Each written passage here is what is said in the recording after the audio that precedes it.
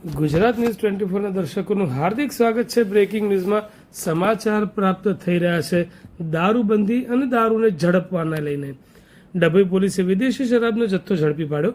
વડોદરા જિલ્લા પોલીસ અધિક્ષક સુશીલ અગ્રવાલની સૂચના અને નાયબ જિલ્લા પોલીસ અધિકારી આકાશ પટેલના માર્ગદર્શન હેઠળ ઓપરેશન પરાક્રમ હેઠળ દારૂ જુગારની બધી ડામી દેવાની સૂચનાઓ બાદ ડભોઈ પોલીસના પીઆઈ જે.એમ. ચાવડાના રાહબરી હેઠળ ડભોઈ પોલીસને બાતમી મળેલ કે થરવાસા ચોકડીથી કાયાવરોણ તરફ ભારતીય બનાવટના વિદેશી શરાબ ભરેલી ઇકો ગાડી GJ24AF 1923 સદર જગ્યાએ આવતા રોકી તપાસ કરતા પ્લાસ્ટિકના ક્વાર્ટરની પેટી અને છૂટા ક્વાર્ટર મળી કુલ નંગ 431 જેની કુલ કિંમત 2,02,139, મોબાઈલ 10,000, ઇકો ગાડીની કિંમત 1,50,000 એમ કુલ મળીને 3,62,139નો મુદ્દામાલ જપ્ત કરી 2 ઇસમોની ધરપકડ કરી પોલીસે પ્રોહિબિશનની કલમો લગાડી તપાસ હાથ ધરી છે।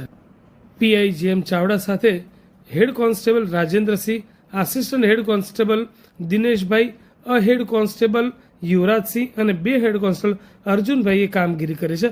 હવે પોલીસ આ જથ્થો કોણે કોના માટે મંગાવ્યો તેની તપાસ હાથ ધરે તો ચોક્કસપણે ચોંકાવનારી વિગતો બહાર આવી શકે છે।